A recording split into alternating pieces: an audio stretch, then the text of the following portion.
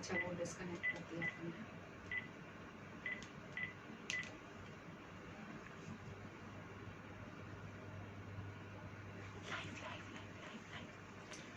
नमस्कार। भगवान Mahavir cancer hospital एवं रिसर्च सेंटर की तरफ से मैं डॉक्टर मितेश कौशिक आप सभी का स्वागत करता हूं और उपस्थित चिकित्सकों का मैं स्वागत करता हूं, जो कि आज आपसे डिस्कस करेंगे breast cancer prevention and it's management. हमारे साथ भगवान महावीर कैंसर हॉस्पिटल के कैंसर स्पेशलिस्ट हैं, जिनमें मैडम है डॉक्टर निधि पाटनी, जो कि head of department and director है रेडिएशन ऑन्कोलॉजी के, डॉक्टर अजय बापना, जो कि मेडिसिन विभाग के विभागाध्यक्ष हैं और ये डायरेक्टर हैं और ये कीमोथेरेपी से संबंधित है, और डॉक्टर संजीव पाटनी हैं, जो कि head of department and director surgery हैं। और आज हम इन्हीं से ही संबोधित रहेंगे और आप सभी के सवालों का भी जवाब देंगे। मैं आप सबको बताना चाहूँगा कि तीनों ही स्पेशलिस्ट जो है वो टाटा मेमोरियल हॉस्पिटल बॉम्बे से ट्रेंड हैं। सारी पढ़ाई लिखाई इन्होंने वहीं पे की है और एडवांस कैंसर ट्रीटमेंट को लेकर इन्होंने पूरे विश्व में एवं भारत में पेपर्स प्रेजेंट कर रखे हैं, अपने शोध पत्र दाखिल कर रखे हैं, और इनके पास 50 से भी ज़्यादा जो डीएनबी सुपर स्पेशलिटी के जो स्टूडेंट्स होते हैं वो ट्रेन होकर जाते हैं। और कार्यक्रम आगे बढ़ाने से पहले मैं आप लोगों से रिक्वेस्ट करूंगा कि वीडियो के नीचे जो कमेंट सेक्शन है उसमें आप अपने क्वेश्चन टाइप कर सकते हैं, जो कि मैं लाइव इनसे पूछूंगा और ये आपसे संबोधित होकर उन सबका जवाब देंगे। मैं बगैर कुछ समय गंवाए निधि मैम से अपना पहला सवाल पूछना चाहूंगा। मैम, हमारे दर्शकों के लिए बताएंगे कि ब्रेस्ट कैंसर क्या है और इसकी पहचान कैसे की जा सकती है। ब्रेस्ट कैंसर स्तन में पाई जाने वाली गांठ होती है। जो शुरू की स्टेजेस होती है उसमें तो वो ब्रेस्ट में ही रहती है, स्तन में ही रहती है। धीरे धीरे जैसे स्टेज बढ़ती जाती है कैंसर की, वैसे वैसे वो शरीर में और जगह फैलना शुरू हो जाती है। और पहचान के लक्षण ये होते हैं कि महिला को स्तन में एक हार्ड या गांठ जैसा महसूस होता है, और स्किन भी मोटी हो जाती है, त्वचा थोड़ी मोटी हो जाती है थोड़ा जब बढ़ जाता है कैंसर। बगल में भी गांठ महसूस हो सकती है और स्किन में चेंजेस आ जाते हैं, कभी लाल होने लगता है, कभी घाव जैसा बन जाता है। और इसके अलावा जो निपल होती है वो अंदर धंस जाती है। तो ये लक्षण अगर कभी भी आपको महसूस हो, इसके अलावा स्तन के आकार में अगर कोई पिछले कुछ महीनों में परिवर्तन आता दिखे, हफ्तों में परिवर्तन आता दिखे, तो ये सब लक्षण कैंसर के हो सकते हैं। तो इनको नज़रअंदाज नहीं करना चाहिए। और जांच का जहाँ तक सवाल आपने पूछा डॉक्टर मितेश, तो उसमें बायोप्सी और मैमोग्राफी दो बहुत ही अहम जांचें हैं जिससे कि कैंसर का होना या नहीं होना निर्धारित होता है। मैम, इसमें एक क्वेश्चन थोड़ा सा जोड़ना चाहूंगा मैं। तो ऐसी कौन सी महिलाएं हैं जिनको कि अपने स्तनों की जांच स्वयं करनी चाहिए और कौन सी उम्र में शुरू कर देनी चाहिए? हर महिला जो कि लगभग 30-35 वर्ष की है, उनको खुद की स्वयं की स्तन की जांच करते रहना चाहिए रेगुलरली। और जिनके परिवार में पहले से स्तन का कैंसर है, उनको और भी यंग एज में ये जांच खुद की करनी चाहिए, महसूस करते रहना चाहिए और थोड़ा अलर्ट रहना चाहिए। और अगर कोई भी चेंज महसूस होता है तो उनको डॉक्टरी सलाह लेनी चाहिए, और ये जांच उनको अपने पीरियड्स खत्म होने के 3-4 दिन बाद करनी चाहिए। तो मासिक धर्म के 3-4 दिन बाद उनको जांच करनी चाहिए। अगला सवाल मैं अजय जी से पूछूंगा। सर, क्या ब्रेस्ट कैंसर का वास्तव में उपचार संभव है? क्योंकि ऐसा मिथ है कि एक बार कैंसर हो जाता है तो वो लाइलाज है। बहुत सारे पेशेंट ऐसे आते हैं कि क्या इसका इलाज संभव है? ये एक बहुत ब्रॉड सवाल आपने पूछा है कि ब्रेस्ट कैंसर का उपचार संभव है कि नहीं है, क्योंकि ब्रेस्ट कैंसर का उपचार इसकी स्टेज पे निर्धारित होता है। तो जहाँ तक ये 4 स्टेज होती है स्तन कैंसर की, स्टेज 1, 2, 3 और 4। 3 तक इलाज इसका संभव है, उपचार पूरी तरह से संभव है। 4 में भी करीब 20 से 25% पेशेंट ऐसे होते हैं जिनमें उपचार संभव है। तो कुल मिला के ये अब एक ठीक होने वाली बीमारी है। और स्टेज 4 हो उसमें भी 25% संभावना है, जैसे मैंने आपको बताया, उसमें भी 25% पेशेंट जरूर ठीक होंगे। और सर, जैसे कई पेशेंट आते हैं वो बोलते हैं कि कीमोथेरेपी नहीं लगवाना चाहते, हम सर्जरी कराना चाहते हैं, तो क्या कीमोथेरेपी जरूरी है? वो रेडिएशन से पहले लगती है, रेडिएशन से बाद में लगती है, कितने साइकिल लगते हैं? और जो भ्रांतियां हैं कीमोथेरेपी से संबंधित, जो स्तन कैंसर की बीमारी है वो स्तन तक ही नहीं निर्धारित होती है। जैसे ही स्तन कैंसर में एक गांठ आती है, हम ये मान के चलते हैं कि जो उसकी सेल्स हैं वो पूरी बॉडी में फैल चुकी हैं। जो सर्जरी का काम है वो है स्तन की गांठ हटाना, पर जो सेल्स बॉडी में सर्कुलेट हो चुकी हैं उनका जो इलाज है वो कीमोथेरेपी वर्ड नहीं यूज करके हम सिस्टेमिक थेरेपी यूज करें तो 90% पेशेंट में कीमोथेरेपी की जरूरत होती है।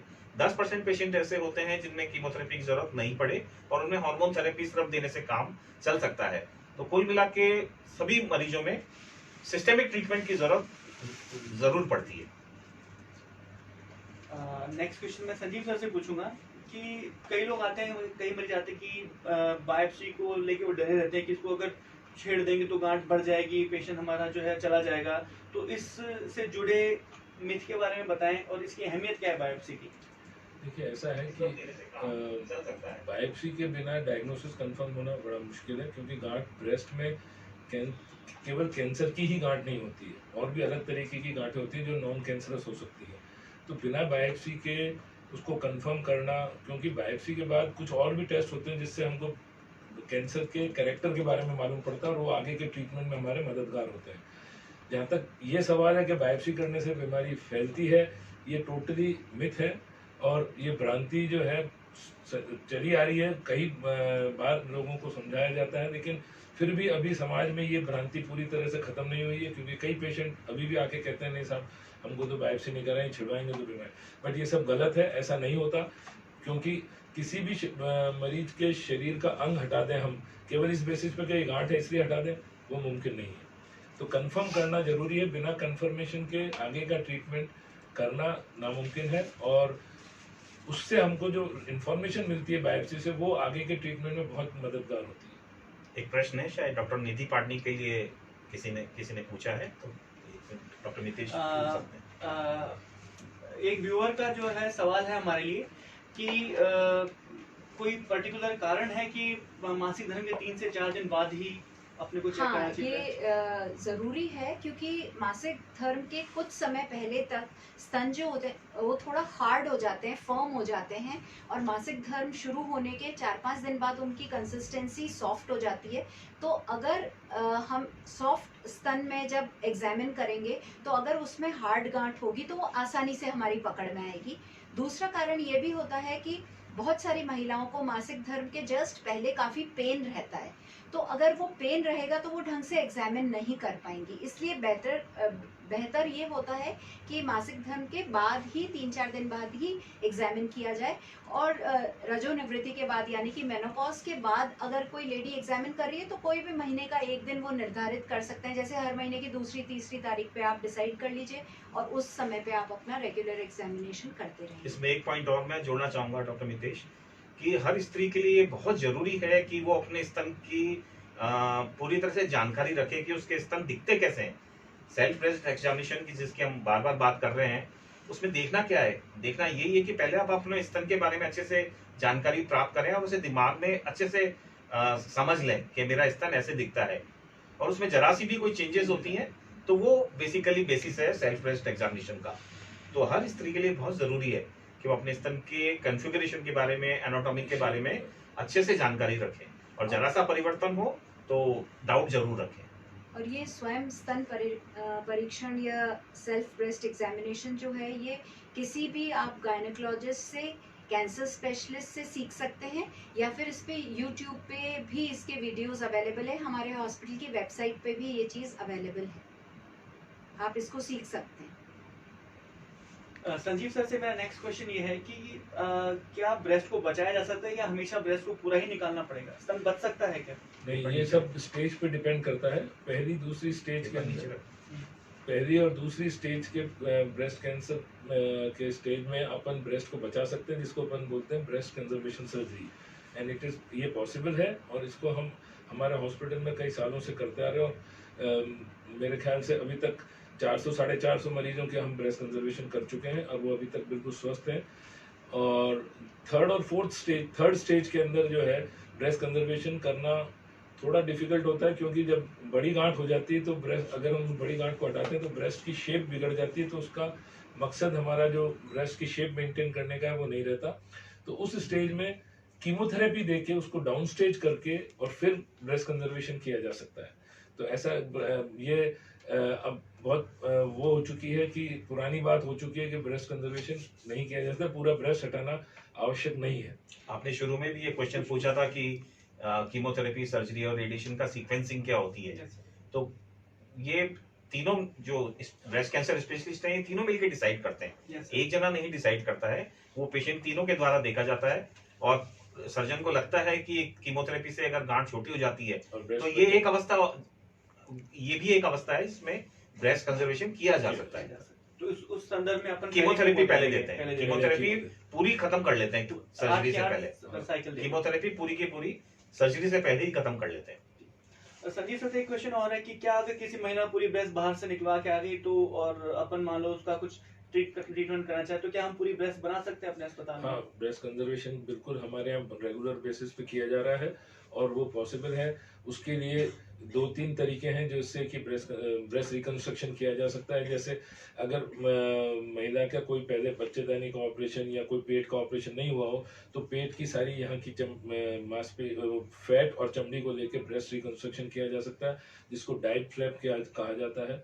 नहीं तो अपने को उसके अंदर प्रोस्थेसिस लगा के भी ब्रेस्ट रिकंस्ट्रक्शन किया जा सकता है। बगल की यहाँ की पीछे की मांसपेशियां लेके उसको कवर करके प्रोस्थेसिस डाल के ब्रेस्ट की शेप दी जा सकती है।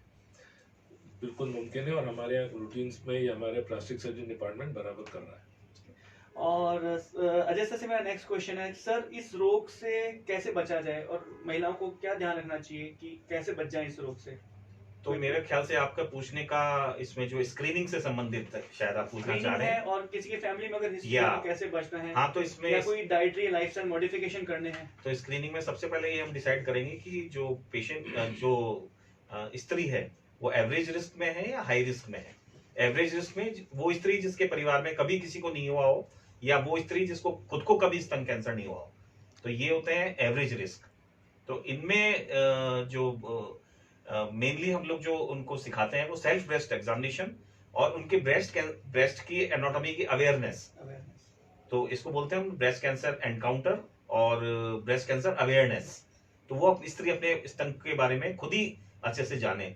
तो ये एवरेज रिस्क की जो महिलाएं उनके लिए है। दूसरी होती है हाई रिस्क महिलाएं। हाई रिस्क महिलाएं वो होती हैं जिन्हें या तो खुद को कभी दूसरे एक स्तन का कैंसर हुआ हो, या उनकी फैमिली में किसी को, मौसी, बुआ, नानी या बहन को कैंसर हुआ हो, तो वो हाई रिस्क में आती हैं। उनके लिए गाइडलाइन बिल्कुल अलग है। और उन्हें अगर वो 40 साल से ऊपर की महिला है तो उन्हें हम साल में एक बार मेमोग्राम के लिए जरूर बोलते हैं। और सेल्फ ब्रेस्ट एग्जामिनेशन और ब्रेस्ट अवेयरनेस के बारे में हम बता ही चुके हैं कि बार बार हम उसके बारे में एम्फेसाइज कर रहे हैं।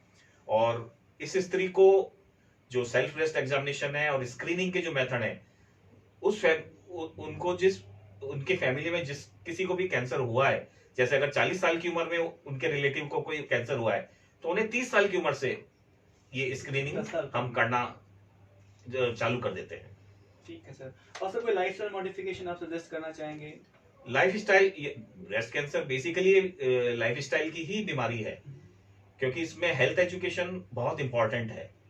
आजकल जिस हिसाब से फास्ट पेस्ड लाइफ हो रही है, उसमें कुछ एक फैक्टर ऐसे हैं जो ब्रेस्ट कैंसर को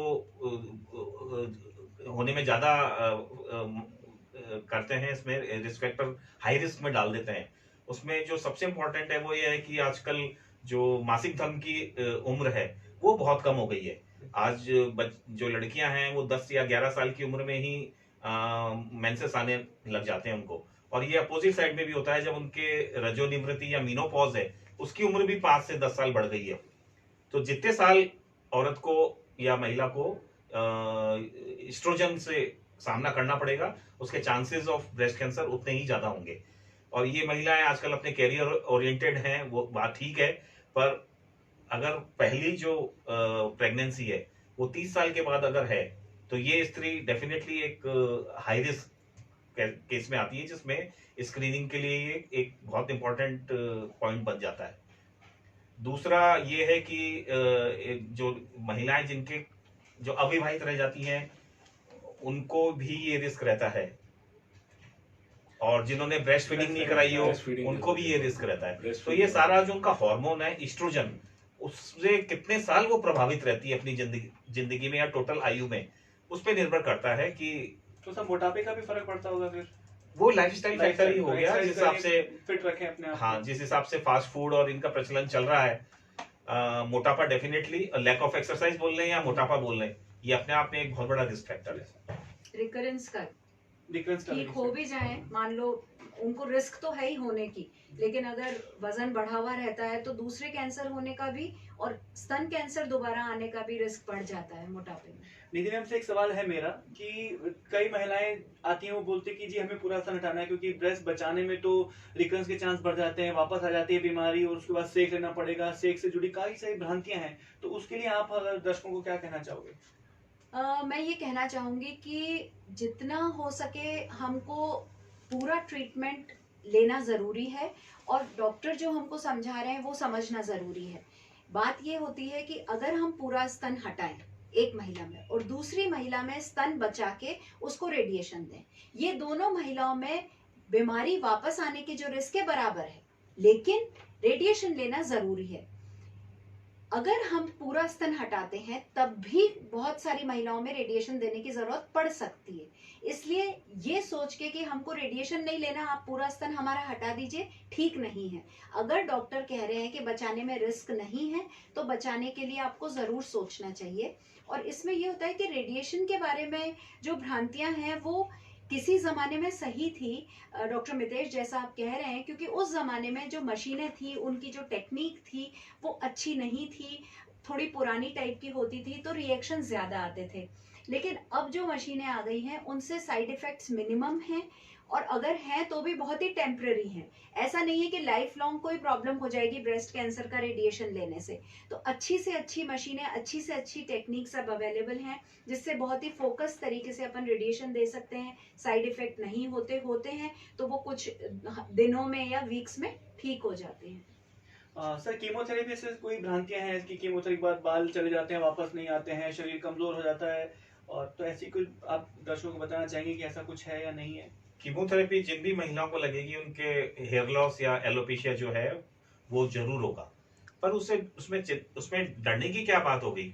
वो तो ये तो एक टेम्परेरी साइड इफेक्ट है, और जैसे ही महिला अपने कीमोथेरेपी खत्म करती है बाल जैसे पहले थे वैसे के वैसे आने लग जाते हैं। सिर्फ एक इस थोड़ी सी बात के लिए कीमोथेरेपी से डरना बिल्कुल उचित नहीं है, क्योंकि आपका सामान्य जीवन यापन ज्यादा इंपॉर्टेंट है इस बजाय इसके कि आप एक टेम्परेरी साइड इफेक्ट के बारे में चिंता नहीं करके कीमोथेरेपी नहीं कराएं। संजीव सर से एक और क्वेश्चन है मेरा। सर आपने जो रिकंस्ट्रक्शन तकनीक बताई थी कि आप पेट से चर्बी लेके बनाते हैं और वैसे भी ब्रेस्ट कैंसर सर्जरी करते हो, तो क्या इसमें और जो आप पूरा स्तन निकालते हैं उसके खर्चे में कोई डिफरेंस है या कुछ बढ़ जाता है?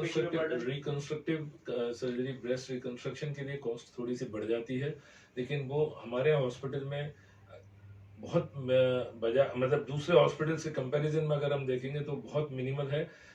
कॉस्ट मेरे ख्याल से 50 या 60 हजार रुपए एक्स्ट्रा मरीज को पे करने पड़ते हैं। ठीक है, और हमारे पास प्लास्टिक सर्जन भी अवेलेबल है जो कि जो रूटीन में कर रहे हैं, बराबर कर रहे हैं और कई महिलाओं का कर चुके हैं और बहुत अच्छे रिजल्ट्स हैं हम उन सबके। तो ये महिलाओं को ये भी एक टेंशन रहती है कि सब सर्जरी, क्योंकि ब्रेस्ट सर्जरी तो है वो तो 1.5-2 घंटे की होगी, लेकिन रिकंस्ट्रक्शन वाला पार्ट जो है वो कम से कम 5 से 6 घंटे देता है। तो वो एक जरूर वो है, लेकिन उसमें मरीज को ऐसी कोई तकलीफ नहीं है एक्सेप्ट कि हाँ एक सर्जरी एडिशनल हो रही है। बट आप ये सोचिए कि लाइफ लॉन्ग पेशेंट को या महिला को ये एक गिल्ट या ग्लानी ये नहीं रहेगी कि साहब मेरा ब्रेस्ट नहीं। कहीं भी पब्लिक में जाएगी, कहीं पे ऑफिस जाने वाली महिलाएं, स्कूल जाने वाली टीचर हैं पढ़ाने वाली, उनको कभी पब्लिक में ये नहीं महसूस होगा कि साहब हमारा शरीर आधा कम है या हमारा कोई हिस्सा हट गया है या कुछ ऐसा होगा। इसका बहुत बड़ा साइकोलॉजिकल इम्पैक्ट है, उसको भी ध्यान में रखना जरूरी है। निधि मैम से एक सवाल है कि अब कोविड-19 चल रहा है, हम सब लोग मास्क लगा के हैं, तो क्या इस इरा में ब्रेस्ट कैंसर रोगियों के लिए कोई सावधानी है इलाज के दौरान या इलाज के बाद, इलाज से पहले? तो क्या डॉक्टर मितेश आप बहुत सही चीज पूछ रहे हो, क्योंकि इस समय बड़ी दुविधा है मरीजों के मन में। एक तरफ कोरोना है, दूसरी तरफ कैंसर है, दोनों ही बड़े भयानक माने जाते हैं और हैं भी अगर इनका नहीं ट्रीटमेंट या इनका प्रिवेंशन हम करें तो मेरा यही कहना है कि जिसको एहसास है कि मेरे शरीर में कोई चेंज हुआ है, या जिस महिला के हाथ में बायोप्सी की पॉजिटिव रिपोर्ट है या मैमोग्राफी में ऐसा इंडिकेशन है कि कैंसर है, वो ये सोच के घर में ना बैठे रह जाएं कि कोरोना खत्म होगा तब चलेंगे, क्योंकि पहली बात किसी को नहीं पता कोरोना कब खत्म होगा, और कोरोना आपको होगा या नहीं होगा इसका कोई नाप तोल नहीं है कि हम बता सकें कि कोरोना आपको होगा कि नहीं होगा। लेकिन कैंसर की रिपोर्ट तो आपके हाथ में है, उसको आप लेके घर पे ना बैठें। हॉस्पिटल पूरे प्रबंध किए हुए हैं, पूरा मैनेजमेंट पूरा लगा हुआ है पिछले 4 महीने से आपकी और हमारी रक्षा के लिए कि हमको कोविड न हो। तो आप जरूर हॉस्पिटल आएं, जिस भी हॉस्पिटल, जो भी कैंसर हॉस्पिटल आपके घर के पास हो वहां जाएं, अपनी पूरी जांच कराएं, पूरा ट्रीटमेंट कराएं। इससे डरें बिल्कुल नहीं, क्योंकि कैंसर तो आपके हाथ में रिपोर्ट है, कोरोना होगा या नहीं होगा किसी को नहीं पता। दूसरी चीज जो हमें ध्यान रखने की है, अगर हम कोरोना के माहौल में कैंसर का इलाज कर रहे हैं, कुछ बातें हमको एक्स्ट्रा ध्यान रखनी पड़ेगी, मरीजों को भी और हमें भी। वो ये इसलिए ध्यान रखनी पड़ेगी क्योंकि एक तो मरीज ट्रैवल बार बार करेगा, बार बार घर से निकल के हॉस्पिटल की तरफ आएगा, तो उसको सावधानी एक्स्ट्रा बरतनी पड़ेगी। हम सबको पता है मास्क लगाना जरूरी है, सैनिटाइजर का यूज जरूरी है, सोशल डिस्टेंसिंग जरूरी है, हाथ बराबर धोते रहना जरूरी है। आपको, क्योंकि आपके शरीर की प्रतिरोधक क्षमता या इम्यूनिटी कम हो जाएगी कीमोथेरेपी से, सर्जरी से, रेडिएशन से, तो थोड़ा आपको एक्स्ट्रा ध्यान रखना पड़ेगा। वो इस करके रखना पड़ेगा कि आपको इन्फेक्शन ना हो जाए कोरोना का। आप ज्यादा चांस है आपको इन्फेक्शन होने का, इसलिए ज्यादा ध्यान रखें तो आपको इन्फेक्शन नहीं होगा। भीड़ भाड़ से बचें आप, जहां तक हो सके कम से कम लोगों के संपर्क में आए, उनसे कम से कम मिलें, और अच्छा घर का बना हुआ ताज़ा खाना खाएं पिएं।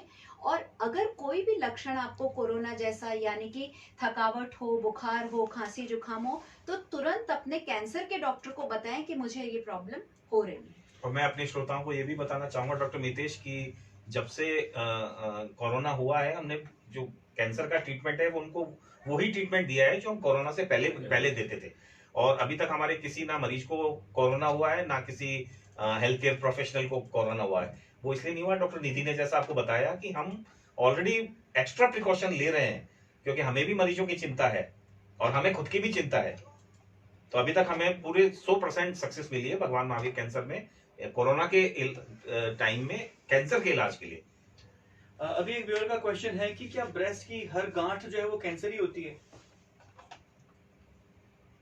नहीं नहीं, ऐसा नहीं है कि ब्रेस्ट की कैंसर की हर गांठ ही कैंसर होती है। पर अगर जो भी गांठ है उसकी जांच जरूर करनी चाहिए। तो डॉक्टर को आके दिखाएं। हाँ, डॉक्टर को जरूर दिखाएं, पर ये जरूरी नहीं, 50% चांस है कि वो कैंसर नहीं हो। उसकी जांच जरूरी है, जांच जरूरी है। एफिनेसी या बायोप्सी, मेमोग्राम, कुछ जांचें हैं जो जरूरी है। किसी भी गांठ के अगर लापरवाही नहीं बरतें। तो किसी न किसी चिकित्सक को आके उस गांठ को दिखाना चाहिए और चिकित्सक जो एडवाइस करे वो फॉलो करनी चाहिए। क्योंकि आप ये भी ना सोचें कि ये कैंसर नहीं है, डॉक्टर ने बोल दिया तो आप घर बैठ जाएं। अगर कोई भी नई गांठ आपको महसूस हो रही है तो उसकी जांच होनी बहुत जरूरी है।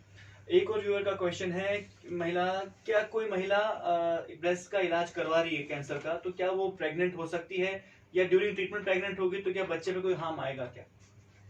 ड्यूरिंग ट्रीटमेंट प्रेगनेंसी नहीं होनी चाहिए, बच्चे को भी नुकसान हो सकता है और महिला के खुद के लिए भी ये एक मुश्किल का समय हो सकता है, क्योंकि जब रेडिएशन लगता है, जब कीमो लगती है, तो इस तरह के किरणें आती है और इस तरह के दवाई के मॉलिक्यूल्स होते हैं जो बच्चे की ग्रोथ को दुष्प्रभाव बच्चे पे भी डाल सकते हैं जो गर्भ में पल रहा है। इसके अलावा महिला को खुद को बॉडी में जो चेंजेस हो रहे होते हैं, हार्मोन्स का जो डिस्प्ले होता है, उससे परेशानी आती है, तो वो ट्रीटमेंट कंप्लीट करना भी मुश्किल हो जाता है कभी कभी, और रिस्क भी बढ़ जाती है सब तरह से। ओके, अच्छा सर, कोई महिला है जो कीमोथेरेपी कंप्लीट कर चुकी है, रेडिएशन भी कंप्लीट कर चुकी है, now she wants to plan a baby, तो क्या वो कैंसर थेरेपी पूरी होने के बाद बच्चा प्लान कर सकती है? कैंसर, जो स्तन कैंसर की बीमारी है वो एक तरह की बीमारी नहीं है। उसमें जो स्तन कैंसर की बीमारी है वो उनके रिसेप्टर्स पे निर्भर करता है। तो उस रिसेप्टर के पे जो रिपोर्ट है उसके आधार पे हम निर्णय ये लेते हैं कि इस मरीज को रिकरेंस के कितने चांसेस हैं। जैसे ट्रिपल नेगेटिव ब्रेस्ट कैंसर है, उसमें हम जनरली 3 साल तक प्रेगनेंसी के लिए नहीं बोलते हैं। अगर पेशेंट को हार्मोन रिसेप्टर पॉजिटिव है, जैसे ER PR दोनों पॉजिटिव है, तो डेफिनेटली उस मरीज को हम 5 साल तो मिनिमम हार्मोन की दवाई लेने के लिए बोलते हैं। तो ये कुछ ऐसे पीरियड हो गए जिसमें हम बोलते हैं कि इसमें प्रेगनेंसी का और कॉन्ट्रासेप्शन का पूरा ध्यान रखें। तो अगर 5 साल के बाद है तो अपन सोच सकते हाँ, हैं। सोच अगर- सकते हैं।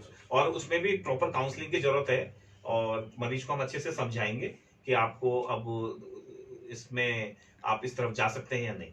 और इसका अपन इलाज शुरू होने से पहले भी अपन उसके ओवर बिल्कुल। वगैरह सेव कर यस यस, सकते हैं। बिल्कुल बिल्कुल। और सर एक है कि अपन सब महिलाओं की बात करें, क्या पुरुषों में भी स्तन कैंसर होता है? पुरुषों में अगर जो होता है स्तन तो कैंसर क्या- है वो बहुत 100 में से 1% चांस रहता है स्त्रियों के तुलना में। कैंसर होता है, हम लोग हर साल में कम से कम 5 से 6 जो पुरुष हैं वो स्तन कैंसर के देख लेते हैं, पर इनकी जो नंबर है वो डेफिनेटली कम है, पर होता है पुरुषों में भी। ऐसा नहीं है कि उनमें नहीं हो। तो 5 से 6 मरीज प्रतिवर्ष हमारे पास आ जाते हैं। तो अभी एक व्यूअर का क्वेश्चन और है कि क्या बच्चा पैदा करने की क्षमता में कमी आ जाती है इलाज के बाद? क्षमता में तो कमी, एक्चुअली एज भी बढ़ जाती है, क्योंकि उतने पीरियड के लिए, जैसे मानो 5 साल बाद अपन जैसे बात कर रहे हैं, तो विद एज धीरे धीरे पॉसिबिलिटी कम हो जाती है। और दूसरा, दवाइयों से भी कुछ समय के लिए ऐसा होता है, लेकिन ऐसा नहीं है कि कंसीव नहीं कर सकते। भले पुरुष हो चाहे स्त्री हो, स्त्री हाँ। कंसीव कर सकती है, हाँ। पुरुष भी बच्चे पैदा हाँ। कर सकता है। अब एक व्यूअर ने क्वेश्चन पूछा है कि क्या जन आधार कार्ड योजना के आधार पे अपन क्या निःशुल्क इलाज की सुविधा प्रदान कर रहे हैं अस्पताल में? हाँ। 25% पेशेंट का हम लोग 25% फ्री कर ही रहे हैं। और वो पेशेंट जिनके पास बीपीएल कार्ड है और हमारे अस्पताल की जो एक स्कीम है जीपीएफ, जनरल पब्लिक फ्री, उसको मिला के फिर भामाशाह है हमारे पास, भी है। तो कुल मिला के 25% पेशेंट ऐसे हो जाते हैं जिनका हम फ्री में करते हैं। चिंता की कोई बात नहीं है।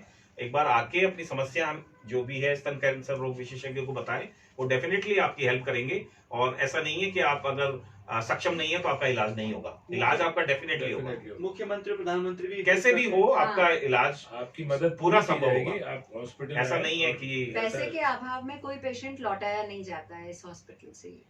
संजीव सर से क्वेश्चन है, सर अब पेशेंट आपके पास आता है तो आप कितने दिन तक भर्ती रखते हैं उसको? ऑपरेशन की मतलब कितना रहता है आपका ड्यूरेशन? ऑपरेशन में देखिए, जब पेशेंट ओपीडी में आता है, एक बार जब सर्जरी का डिसीजन हो जाता है कि ऑपरेशन करना है तो क्या करना है, वो सारी जब डिस्कशन हो जाते हैं तो पेशेंट का फिटनेस वगैरह करा के हम उसको अपॉइंटमेंट दे देते हैं कि भाई इस तारीख को आपका ऑपरेशन होगा। एक दिन पहले महिला भर्ती होती है, ऑपरेशन होता है नेक्स्ट डे जिस दिन तारीख निश्चित है, और उसके 2 दिन बाद उनको डिस्चार्ज कर दिया जाता है। डिस्चार्ज के समय ऑपरेशन के लिए एक जो नली बगल में लगाते हैं, जो ग्रैंड डिसेक्शन के बाद, वो नली जरूर रखनी है। और वो मरीजों को मरीज और उसके अटेंडेंट को सिखा दी जाती है कि उसको कैसे खाली करना है, कैसे मेंटेन करना है।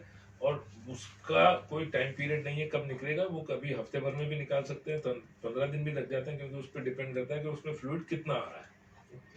तो कुल मिला के 72 घंटे का ही सर्जरी का पीरियड रहता है, हाँ, जिसमें 72 घंटे। एडमिशन से डिस्चार्ज होता है। discharge। अभी एक व्यूअर का क्वेश्चन आया है कि कोई जेनोमिक टेस्टिंग आप सजेस्ट करना चाहेंगे, या वो कोई ऐसा टेस्ट जिससे कि आप रिस्क ऑफ रिकरेंस की कैंसर वापस कितना % चांस है कि मुझे वापस आ जाएगा, वो आप बता सकते हैं?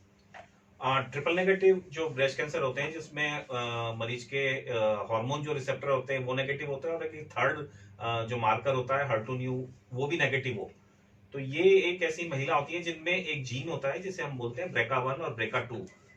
इन महिलाओं में डेफिनेटली नहीं, इस महिला को ही नहीं बल्कि उसकी फैमिली में जितनी जो दूसरी महिला है, अगर ये जीन First टेस्ट related। का जो म्यूटेशन है अगर वो पॉजिटिव आता है तो पूरी फैमिली एक रिस्क कैटेगरी में आ जाती है। तो इस टेस्ट को हम बोलते हैं BRCA1 और BRCA2। और दूसरा जो जीनोमिक टेस्ट है वो हम जो हार्मोन रिसेप्टर पॉजिटिव पेशेंट होती है अर्ली स्टेज की, उसमें एक हार्मोन का टेस्ट हम करते हैं जिसको हम लोग बोलते हैं ऑन्कोटाइप DX। तो उसमें ये डिसाइड करते हैं कि किसी महिला को क्या हम कीमोथेरेपी से बचा सकते हैं क्या। तो ये 2 तरह के जीनोमिक टेस्ट हम डेफिनेटली करते हैं।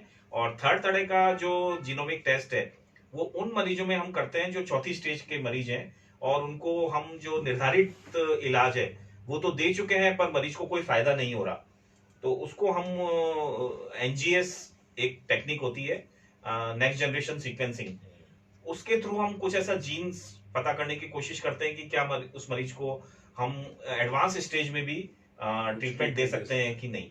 तो अर्ली स्टेज और लेट स्टेज जीनोमिक टेस्टिंग आजकल बहुत ज्यादा प्रचलन में है, और मरीज अगर हम मरीज जो भी आता है हम उसको, ऐसा कोई मरीज नहीं है जिसको हम लोग इस बारे में काउंसलिंग नहीं करते हैं।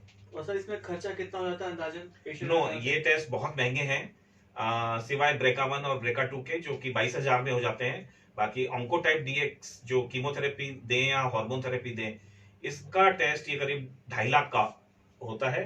और जो एनजीएस मैंने बताया वो भी फिर 2-2.5 लाख का ही होता है। तो हर मरीज इसके लिए नहीं जा सकता, हर मरीज इन टेस्टों के लिए काफी कॉस्टली टेस्ट है। पर ब्रेका 1 ब्रेका 2 तो बहुत इजीली अफोर्डेबल है। इसको जरूरत भी नहीं होती, अपन चुनते हैं और फिर उनको सजेस्ट करते हैं, फिर जो कराना चाहे वो करा सकते तो हैं। ये हमारे यहाँ अवेलेबल है इंडिया में या Yes, भगवान yes, महावीर में? सब कुछ उपलब्ध है।